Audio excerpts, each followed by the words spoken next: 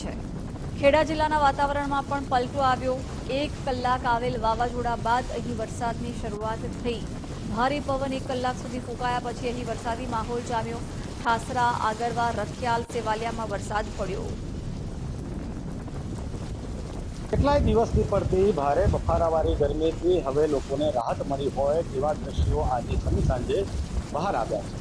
વાત કરવામાં આવે અત્યારે ખેડા જિલ્લાની તો ખેડા જિલ્લાના યાત્રાધામ ડાકોરમાં અત્યારે છેલ્લા અડધો કલાકથી ભારે પવન સાથે વંટોળ ફૂંકાયું હતું ને તે બાદ હવે ગરમીથી રાહત મળે તે રીતના વરસાદ વરસવાનું શરૂ થયું છે।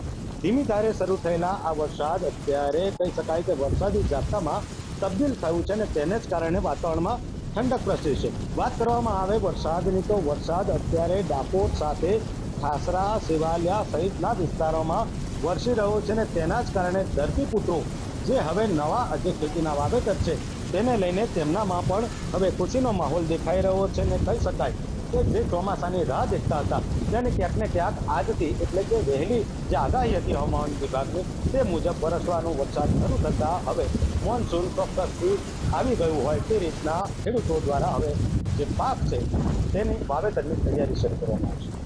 સંદીપ રાજપૂત સાથે ગુજરાત પર ડાકોર।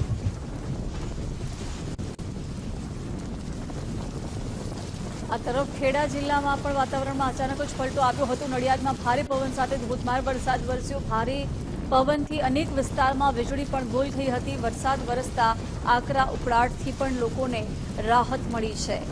નડિયાદમાં પણ વરસાદી માહોલ જામ્યો હતો, જે અચાનક જ વાતાવરણમાં પલટો આવ્યો હતો।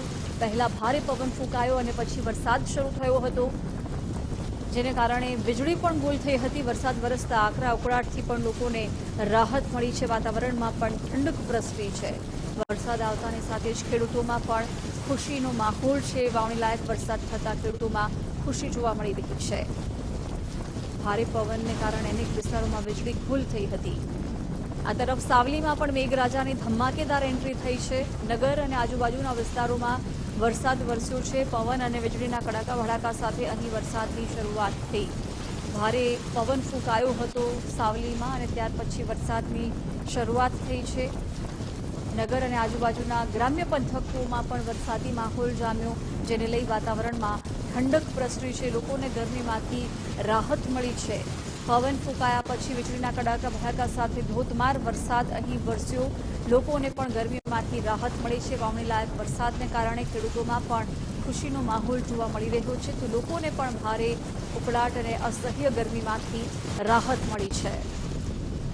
છોટાઉદેપુરમાં મેઘરાજાનું આગમન થયું। કાળા ડિબાંગ વાદળો અને વાવાઝોડા સાથે મેઘરાજાની એન્ટ્રી થઈ।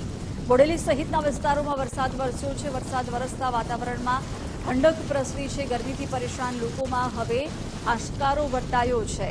બોડેલી સહિતના આસપાસના વિસ્તારોમાં વરસાદની શરૂઆત થઈ। કાળા ડિબાંગ વાદળો છવાયા હતા, વાવાઝોડું આવ્યું, ભારે પવન ફૂંકાયો અને ત્યાર પછી મેઘરાજાની એન્ટ્રી થઈ છે। બોડેલી સહિતના વિસ્તારોમાં ભારે વરસાદ વરસવાને કારણે વાતાવરણમાં ઠંડક પ્રસરી છે। લોકોએ પણ ગરમીમાંથી રાહત અનુભવી છે। ગરમીથી પરેશાન લોકોમાં પણ આશકારો જોવા મળી રહ્યો છે। બીજી તરફ ખેડૂતોમાં પણ ખુશીનો માહોલ જોવા મળી રહ્યો છે। આ તરફ ભરૂચ જિલ્લાના વાતાવરણમાં પણ પલટો આવ્યો। ભરૂચના ગ્રામ્ય વિસ્તારમાં વીજળીના કડાકા ભડાકા સાથે ધોધમાર વરસાદ ખાબક્યો છે। ભરૂચમાં મુશળધાર વરસાદ બાદ ખેડૂતોમાં આનંદની લહેર વ્યાપી છે। ભરૂચમાં જોરદાર વાતાવરણમાં પલટો આવ્યો। ભારે પવન ફૂંકાયા બાદ અહીં વીજળીના કડાકા ભડાકા સાથે ધોધમાર વરસાદ ખાબક્યો છે। મુશળધાર વરસાદ બાદ ખેડૂતોમાં પણ આનંદની લહેર જોવા મળી રહી છે। વાવણી લાયક વરસાદ થવાને કારણે ધરતીપુત્રોમાં ખુશીની લહેર છે। ગરમીથી પરેશાન લોકોને પણ વાતાવરણમાં પલટો આવ્યો અને ત્યાર પછી વરસાદ આવવાને કારણે ઠંડક પ્રસરી છે। લોકોને ગરમીમાંથી રાહત મળી છે। ભરૂચના ગ્રામ્ય વિસ્તારમાં વીજળીના કડાકા ભડાકા સાથે ધોધમાર વરસાદની શરૂઆત થતાં ખેડૂતોમાં આનંદની લાગણી વ્યાપી છે। બીજી તરફ લોકોએ પણ ગરમીમાંથી રાહત મેળવી। ડાંગ, ગિરિમથક સાપુતારાના વાતાવરણમાં પણ પલટો નોંધાયો છે। ભારે ગરમી બાદ સાપુતારા સહિતના અનેક વિસ્તારોમાં વરસાદ વરસ્યો છે। વરસાદને પગલે વાતાવરણમાં ઠંડક પ્રસરી છે। સાપુતારા ખાતે પ્રવાસીઓએ વરસાદની મજા માણી હતી। મોટી સંખ્યામાં સાપુતારામાં સહેલાણીઓ પહોંચતા હોય છે, ત્યારે વરસાદનું આગમન થતાં પ્રવાસીઓએ પણ વરસાદની મજા માણી। વાતાવરણમાં પણ ઠંડક પ્રસરી। ભારે ગરમી બાદ સાપુતારા સહિતના અનેક વિસ્તારોમાં વરસાદ વરસ્યો છે, વાતાવરણમાં પલટો આવ્યો હતો। આ તરફ દાહોદના વાતાવરણમાં પણ પલટો નોંધાયો। ભારે પવન અને વીજળીના કડાકા સાથે અહીં વરસાદ વરસ્યો। અસહ્ય ગરમી વચ્ચે અચાનક જ વાતાવરણ પલટાયું હતું। વરસાદને કારણે ગરમીમાંથી આંશિક રાહત મળી છે। રસ્તાઓ ઉપર વરસાદી પાણી ફરી વળ્યા છે। ભારે વરસાદને કારણે રસ્તાઓ ઉપર પાણી ફરી વળ્યા। જો કે વરસાદને પગલે હવે ગરમીમાંથી લોકોને રાહત મળી છે। અસહ્ય ગરમી વચ્ચે વાતાવરણ પલટાયું હતું। આ તરફ મોડાસા શહેરમાં પણ ભારે પવનને કારણે નુકસાન થયું છે। અહીં મોડાસા 4 રસ્તા પાસે એક વીજપોલ છે, ભારે પવનને કારણે તૂટી પડ્યો। ધુણાઈ રોડ પર ઝાડ તૂટી પડતા ડીપથી પાવન સિટીનો રસ્તો છે એ પણ બંધ કરવાની ફરજ પડી। વીજપોલ તૂટી પડવાને કારણે ધુણાઈ રોડ પર ઝાડ તૂટી પડતા ડીપથી પાવન સિટીનો રસ્તો છે બંધ કરવો પડ્યો। ભારે પવન ફૂંકાયો, જેના કારણે એક વીજપોલ તૂટી પડ્યો હતો તો એક વૃક્ષ પણ ધરાશાયી થયું હતું। મોડાસા શહેરમાં ભારે પવન ફૂંકાવાને કારણે નુકસાન પહોંચ્યું છે, જ્યાં મોડાસા 4 રસ્તા પાસે એક વીજપોલ ધરાશાયી થયો।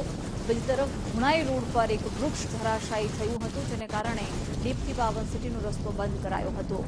રાજકોટ જિલ્લાના જામકંડોરણા પંથકમાં પણ વરસાદ પડ્યો છે। ઉકળાટ બાદ જામકંડોરણા પંથકમાં ગાજવીજ સાથે વરસાદની શરૂઆત થઈ।